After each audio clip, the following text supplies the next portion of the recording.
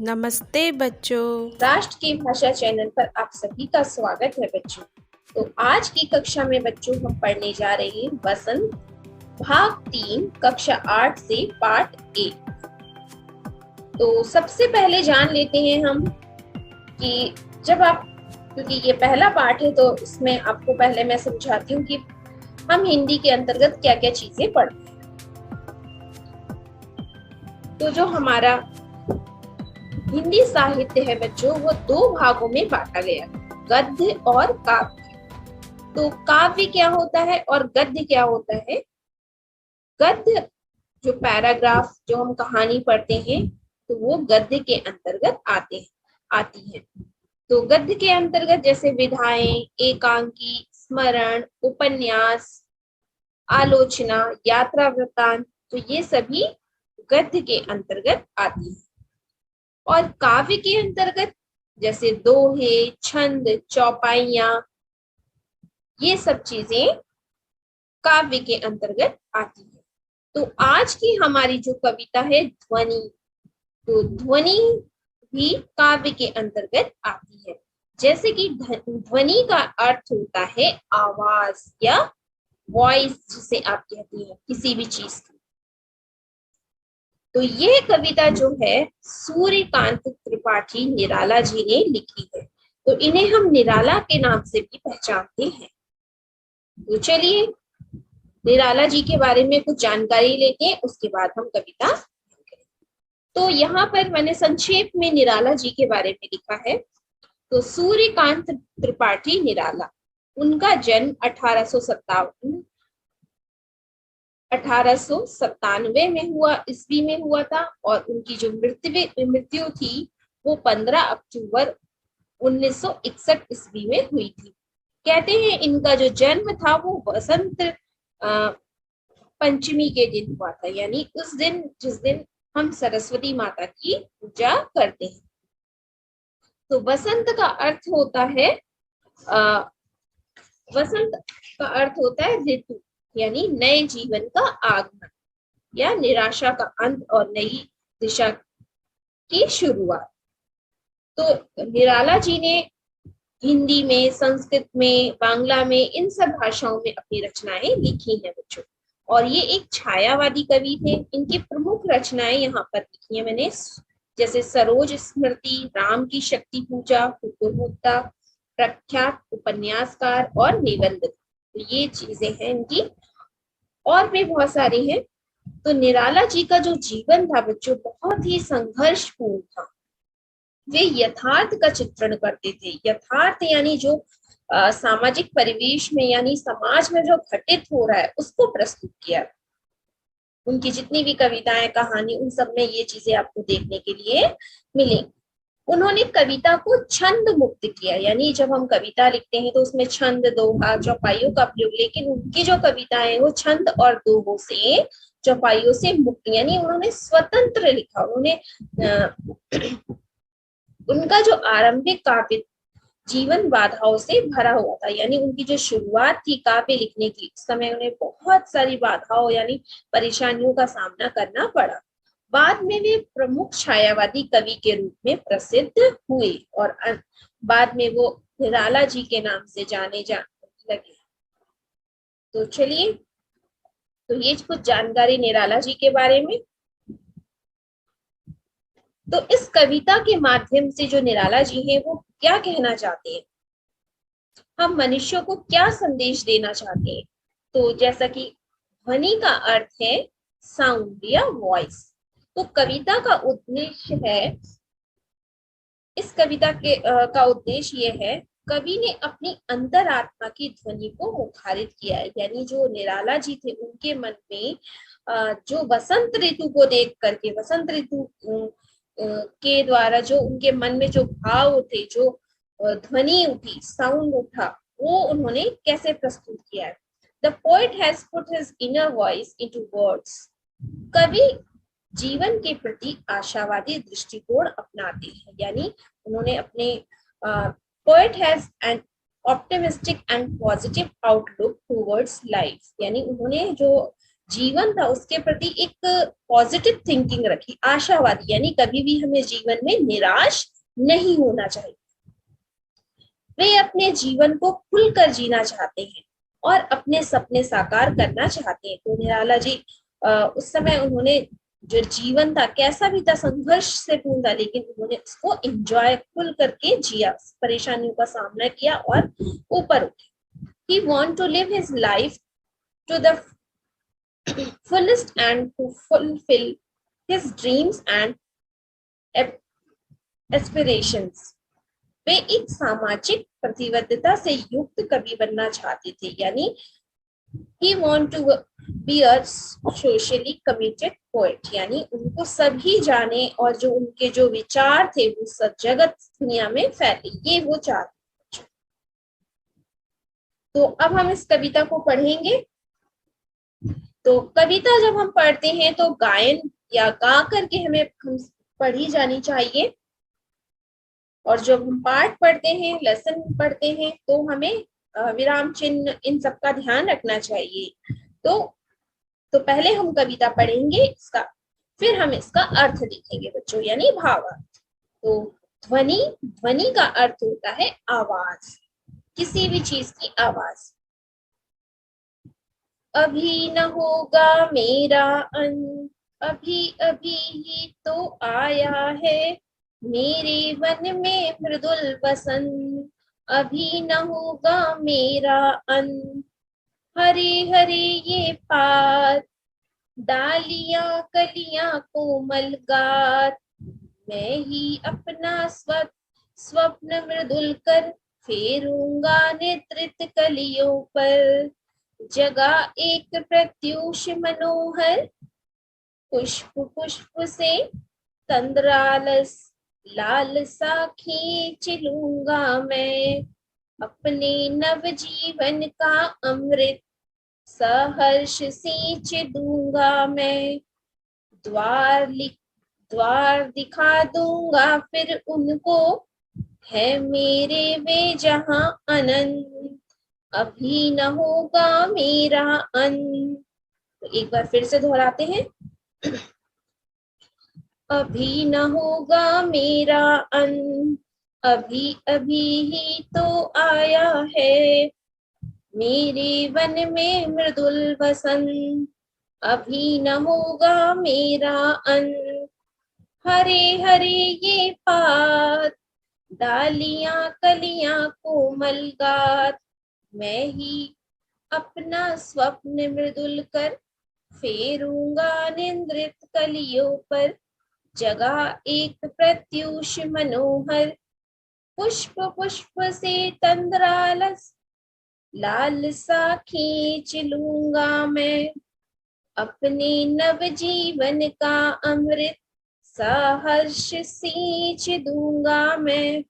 द्वार दिखा दूंगा फिर उनको, है मेरे वे जहां अनंत, अभी न होगा मेरा अंत। तो ये सूर्यकांत त्रिपाठी निराला जी कह रहे हैं। तो अब हम इस कविता का भावार्थ देखते हैं, इसका अर्थ देखते हैं। चलिए,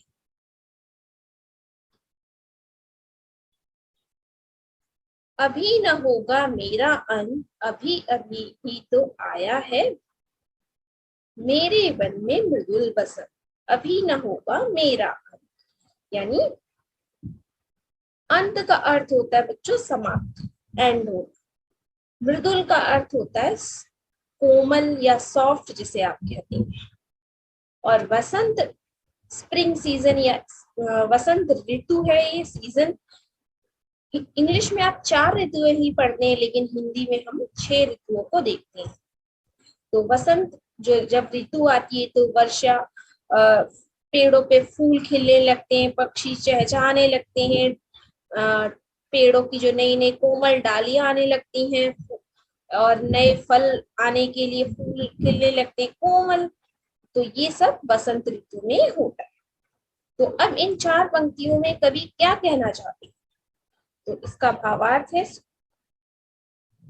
कवि सूर्यकांत त्रिपाठी निराला जी ध्वनि कविता इन पंक्तियों में ये कह रहे हैं कि उनका अंत अभी नहीं होगा, उनके जीवन में वसंत रूपी यौवन अभी अभी ही तो आया है। तो वो कह रहे हैं कि अभी अभी तो वसंत ऋतु आई है और अभी अभी पेड़ों पे नए नए पत्ते, मृदुल कोमल पत्तियां, ये सब फूल खिले हैं और अभी अभी, और जो वन है, जंगल है, इन सब से भर गया है, वसंत ऋतु का आगमन है। तो अभी अभी इसका अंत नहीं होगा, यानी अभी तो शुरुआत है, ये कह रहे हैं कवि। इन पंक्तियों में जो कवि है मूल रूप से ये कहना चाहते हैं बच्चों कि उनका मन जोश और उत्साह से भरा हुआ है।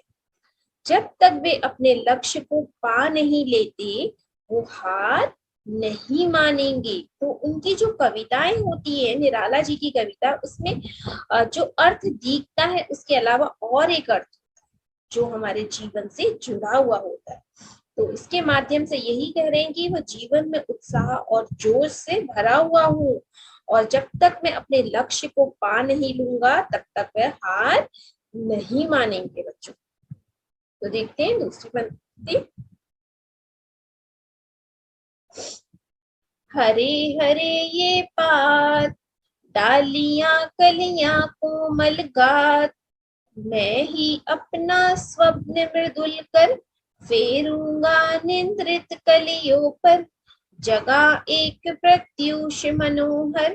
तो देखिए यहाँ पे पात का अर्थ होता है पत्ता या लीफ, इंग्लिश में भी मैंने यहाँ लिखा है। देखिए पात यानी पत्ता, डालियां कलियां, तो डाली मतलब ब्रांचेस होती हैं जो आपके पेड़ों में, जो डाली शाखाएं जिसे हम कहते हैं। कलियां यानी बर्ड, जो फ्लावर खिलने से पहले इस तरीके का प्लस बर्ड होता है उसे बोलते हैं कलियां या कली। कोमल का अर्थ होता है बच्चों सॉफ्ट, यानी बहुत ही टेंडर जिसे आप बोलते हो। मृदुल का अर्थ भी होता है सॉफ्ट ऑन। स्वप्न यानी सपने, जो हमारा जो सपना होता है जो हम देखते हैं। और गात का अर्थ होता है बॉडी या शरीर, जैसे पत्ते हैं, फूल है, तो उनका जो शरीर, पेड़ है। निंद्रित यानी जो सो रहे हैं, जो निंद्रा में है, जो स्लीपिंग उसमें है, जो सोए हुए हैं। और कलिया यानी बर्ड। प्रत्यूष यानी सवेरा, यानी अर्ली मॉर्निंग, जो प्रातः काल होता है जिसे हम प्रत्यूष कहते हैं हिंदी में, उसका और एक अर्थ सवेरा। और मनोहर का अर्थ होता है सुंदर, मनमोहित, जिसे हम मनमोहित भी कह सकते हैं, यानी जो हमारे मन को मोह लेता है, ब्यूटीफुल जिसे आप बोलते हो। तो अब हम देखते हैं इसका अर्थ। हरे हरे ये पात, डालियां कलियां कोमल गात, मैं ही अपना स्वप्न मृदुल कर फेरूंगा निंद्रित कलियों पर, जगा एक प्रत्यूष मनोहर। देखिए अब इसका अर्थ। तो इस कवि, इन पंक्तियों में निराला जी क्या कहना चाहते हैं? वो क्या कहते हैं कि प्रकृति का जो बहुत ही सुंदर चित्रण उन्होंने यहाँ पर प्रस्तुत किया है बच्चों। वो कह रहे हैं कि चारों तरफ हरे भरे पेड़ और पौधों पर खिली कलियां मानो अब सो रही हैं, यानी जो पेड़ों पे, जो फूलों पे जो कलियां हैं वो क्या कर रही है? सो रही हैं। मैं सूरज को यहाँ खींच लाऊंगा और इन सोई कलियों को जगाऊंगा। तो वो क्या कह रहे हैं? मैं ये सूरज की रोशनी को इन कलियों तक खींच कर लेकर आऊंगा और इनको फिर मैं जगाऊंगा, क्योंकि सूरज की रोशनी जब पड़ती है तो फूल जो है खिल जाती है। तो वही यहाँ पे निराला जी कह रहे हैं। अब इसका और एक अर्थ भी है, देखिए। तो इन पंक्तियों के माध्यम से वो क्या कहना चाहते हैं? हारे हुए और निराश लोगों को सोई हुई कलियां कहा है। यहाँ पर देखिए, जो लोग हार चुके हैं या जो निराश है, जो अपनी आशाएं छोड़ चुके हैं, उन्हें उन्होंने क्या कहा है? कलियां कहा है। और जिस प्रकार सूरज के आ जाने से सभी पेड़ पौधे और कलियों में जान आ जाती है, यानी जब सूरज सुबह उदय होता है तो जो भी पेड़ पौधे हैं, कलियां हैं, उन सभी में क्या आ जाती है? जान आ जाती है, यानी वो पुनः फूल खिलने के लिए तैयार हो जाते हैं, पक्षी चहचहाने के लिए।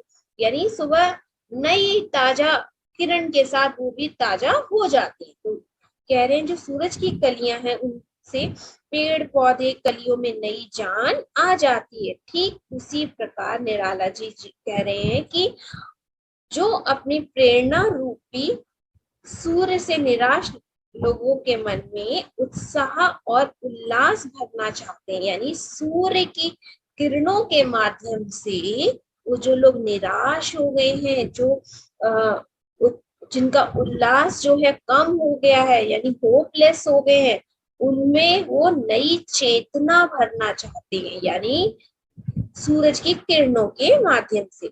इस तरह ध्वनि कविता में जो कवि हैं, जो निराला जी हैं, वो क्या कह रहे हैं कि जीवन से हार मान चुके लोगों को नया जीवन देना चाहते हैं। यानी जो लोग अपने लाइफ में जीवन में सोचते हैं कि अब कुछ नहीं होगा, अब सब कुछ खत्म हो गया, तो वो उन लोगों को कहना चाहते हैं कि नया जीवन देना चाहते हैं। कहते हैं कि हार मत मानो, जैसे सूरज की किरणें सब कुछ बदल देती है, ऐसे ही आपका जीवन भी क्या हो जाएगा, बदल जाएगा। उनको जगाना चाहते हैं निराला जी। तो यहाँ पर है ना निंद्रित कलियों पर, तो निंद्रित यहाँ पे कली के लिए कहा गया, लेकिन यहाँ पे मनुष्यों के लिए भी निंद्रित, यानी जो दुख में डूबे हुए हैं, जो अपनी निराशा में है, तो उनको एक नई चेतना यानी नया जागरण करना चाहती है बच्चों। तो यहाँ पे मैंने शब्द भी लिखे हैं, इनका अर्थ भी लिखा है, तो जब आप पढ़ेंगे तो आपको सहायता होगी। तो चलिए आगे चलते हैं। पुष्प पुष्प से तंद्रालस लालसा खींच लूंगा मैं, अपने नव जीवन का अमृत सा हर्ष सींच दूंगा मैं, द्वार दिखा दूंगा फिर उनको, है मेरे वे जहां अनंत, अभी न होगा मेरा अंत। यानी तंद्रालस का अर्थ होता है बच्चों नींद से अलसाया हुआ, यानी जैसे हम अर्ली मॉर्निंग उठते हैं और हमें क्या रहता है, लेजी होते हैं ना हम, कि ऐसा लगता है कि अभी फिर भी नींद आ रही है, स्लीपिंग मूड में रहते हैं, तो उसे कहा गया है तंद्रालस। यहाँ पे है ये। और लालसा यानी लालच, यानी जो मन में वो लालच है, लालच की जो भावना है, उसे लालसा कहा गया। और अमृत यानी जो अमृत यानी सुधा जो होता है, नेक्टर जिसे आप कहते हो इंग्लिश में, तो अमृत। और सहर्ष यानी अपने ही आप खुशी से, जिसे आप कहोगे खुशी के साथ कोई भी काम, जैसे हम हैप्पीली फील करके करते हैं ना, अपने मन से खुश होकर के, तो सहर्ष का अर्थ होता है ये। सींच का मतलब होता है जैसे हम पानी, पौधों में हम पानी डालते हैं, उन्हें सींचते हैं पानी के द्वारा, ऐसे ही सिंचाई करना, यानी प्यार से हम उस चीज को क्या करते हैं, प्यार देते हैं और बड़ा करते हैं, सींचते हैं। द्वार का अर्थ होता है बच्चों दरवाजा, यानी जो डोर होता है उसे हम कहते हैं द्वार या दरवाजा। अनंत का अर्थ होता है जिसका कोई अंत ना हो, यानी जो कभी खत्म ही ना हो।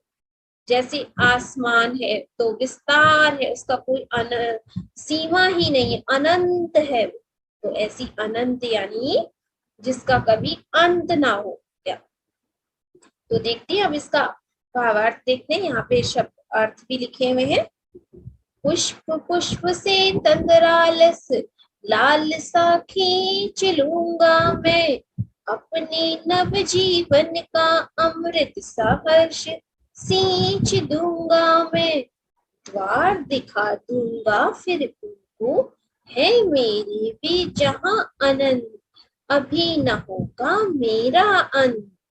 तो चलिए निराला जी इन पंक्तियों में क्या कहना चाह रहे हैं, तो इन पंक्तियों में वो क्या कह रहे हैं कि वसंत रूपी जो उम्मीद बनकर, यानी वसंत यानी स्प्रिंग सीजन के रूप में जो होप बन के, उम्मीद यानी आशा बन करके जो आए हो, सोए हुए अलसाए हुए फूलों रूपी उदास लोगों को, यानी यहाँ पे फूल का पुष्प यानी फूल का तो नाम दिया गया, लेकिन वहां पर और एक अर्थ है ना, तो उन मनुष्यों के लिए भी है, यानी जैसे पुष्प जो है अलसाए हुए आलस्य से जो भरे हुए हैं, उन लोगों से आलस और उदासी बाहर निकाल देने की बात कर रहे हैं। यानी वो फूल के माध्यम से कह रहे हैं कि जो लोग आलस्य से भरे हुए हैं, अलसाए हुए हैं, उन लोगों का आलस्य और उदासी में बाहर निकाल लूंगा, यानी निकाल दूंगा। वो इन सभी लोगों को नया जीवन देने की बात कर रहे हैं, यानी नवजीवन यानी नया जीवन और अमृत भर देने की बात कर रहे हैं, यानी उनके अंदर क्या भर देंगे, सुधा भर देंगे। और सहर्ष यानी खुशी के साथ वो ऐसा करेंगे उनको। तो यहाँ पर कवि ये कह रहे हैं, द्वार दिखा दूंगा फिर उनको है मेरे में जहां अनंत, अभी न होगा मेरा अंत। यानी इसीलिए उन्होंने कहा है कि मैं हर पुष्प से आलस और उदासी खींच कर उनमें नए जीवन का अमृत भर दूंगा। तो कवि यहाँ पर क्या कह रहे हैं, वो ये कह रहे हैं बच्चों की अगर युवा पीढ़ी, जो हमारी जो न्यू जनरेशन, यंग जनरेशन जो है, नई पीढ़ी है, तो अगर वो परिश्रम करेगी तो उन्हें मनचाहा लक्ष्य जरूर मिलेगा और इस आनंद का कभी भी अंत नहीं होगा। तभी वहां पे लिखा ना, अभी न होगा मेरा अंत। यानी जो अगर आप आज के जो नव युवक हैं, जो अगर परिश्रम करेंगे और अपने लक्ष्य को प्राप्त करेंगे, तो कभी भी इस खुशी का अंत नहीं होगा। तो जब तक वो थके हारे लोगों और युवा पीढ़ी, जो न्यू जनरेशन है, पीढ़ी यानी जनरेशन, युवा मतलब यंग, यूथ, तो उन लोगों को सही राह नहीं दिखा देंगे, तब तक उनका अंत नहीं होगा। तो निराला जी कह रहे हैं, जो समाज में जो लोग हैं, जो अपनी आशाएं, अपनी उम्मीदें खो चुके हैं, तो उनमें जब तक मैं उल्लास और हर्ष भर नहीं देता, वो अपने वो जो थके हारे लोग हैं, उनको मैं सही राह नहीं दिखा देता, तब तक मेरा अंत नहीं होगा। ये निराला जी कह रहे हैं, उनका अंत होना असंभव है। सोए हुए जो फूलों के निराश लोगों के जीवन की जो जीने की कला सिखा देंगे और कभी उदास नहीं होंगे, तो वो ये इन पंक्तियों के माध्यम से हमें ये सिखा रहे हैं बच्चों। तो आशा करती हूँ आपको ये हमने जो ध्वनि कविता पढ़ी, इसका भावार्थ आपको समझ में आया होगा। और यहाँ पे शब्द भी दिए गए हैं, अगर आपको किसी शब्द का अर्थ नहीं आता तो आप यहाँ से देखकर कविता को पढ़िए और उसका अर्थ ग्रहण कीजिए। तो इस कविता से हमने क्या सीखा? तो निराला जी की ये कविता बहुत ही अच्छी कविता है, हृदय स्पर्शी है। तो इसमें दो अर्थ होते हैं, एक तो जो हमें मनुष्य जीवन को संदेश दे रहे हैं, वो सिखा रहे हैं, और प्रकृति के माध्यम से, यानी वसंत ऋतु को उन्होंने आधार बनाकर उसमें उन्होंने मनुष्य को प्रेरणा दी सिखाने की। तो इसमें इस कविता से हमने क्या सीखा बच्चों? जीवन में चाहे जो भी बाधाएं आए, जैसी भी बाधाएं आए, उनका सामना करना चाहिए। यानी कोई भी प्रॉब्लम आ जाए जीवन में, चाहे कितनी भी कठिन परिस्थिति हो, हमें हमेशा आशावादी दृष्टिकोण रखना चाहिए, यानी पॉजिटिव थिंकिंग हमें रखनी चाहिए। और जीवन में सदैव ये सोचना चाहिए कि हम अपने सपनों को, यानी जो हमारे ड्रीम्स हैं, उनको हम साकार कैसे करें, कैसे अपने ड्रीम्स को ट्रू सच करें, और उसके लिए हमें मेहनत भी करनी चाहिए। ये कविता हमें ये संदेश देती है बच्चों। और कभी भी जीवन में हार नहीं माननी चाहिए और अपने लक्ष्य की ओर निरंतर बढ़ते रहना चाहिए। यानी जो भी हमारा एम है, उसको हमें मेहनत करके हमें उसे प्राप्त करना चाहिए। तो ये कविता हमें ये सीख देती है बच्चों। तो चलिए अब पुनरावृत्ति देख लेते हैं। इसी कविता में से ये मैंने 4-5 प्रश्न यहाँ पर लिखे हैं, तो आप एक बार इस कविता को पढ़िएगा, इसका भावार्थ समझिएगा, और पढ़ने के बाद इन प्रश्नों के उत्तर स्वयं दीजिए, ताकि आपको पता रहेगा कि आपने ये कविता कितनी सीखी। अगर किसी प्रश्न का उत्तर अगर आपको नहीं आ रहा है तो फिर से आप वीडियो देखिए, फिर आप उसका उत्तर दीजिए। तो पुनरावृत्ति, कविता में किस ऋतु का उल्लेख किया गया है? तो निराला जी ने इस कविता में कौन से ऋतु का वर्णन किया है? उल्लेख यानी वर्णन। कवि अपने स्वप्न रूपी हाथ किन पर फेरना चाहता है? यानी जो कविता है इसमें जो कवि है निराला जी, वो अपने सपनों के जो हाथ है वो किस पर फेरना चाहते हैं? उसके बाद है पुष्प। पुष्प कवि से क्या खींच लेना चाहता है? फूलों से। पुष्प यानी फूल, फूलों से कवि जो है वो क्या खींचना चाहते हैं? तो कविता में बताया था ये। उसके बाद है चौथा प्रश्न, देखिए, कवि पुष्पों को किससे सींचना चाहते हैं? यानी सींचना यानी सिंचाई, यानी टू वाटर किसमें देना चाहते हैं वो? तो ये 4 प्रश्न हैं। तो बच्चों, इस कविता से हमें सिर्फ यही सीख, जीवन की सीख मिलती है कि जीवन की परिस्थितियों में हमेशा हमेशा आशावादी रहना चाहिए।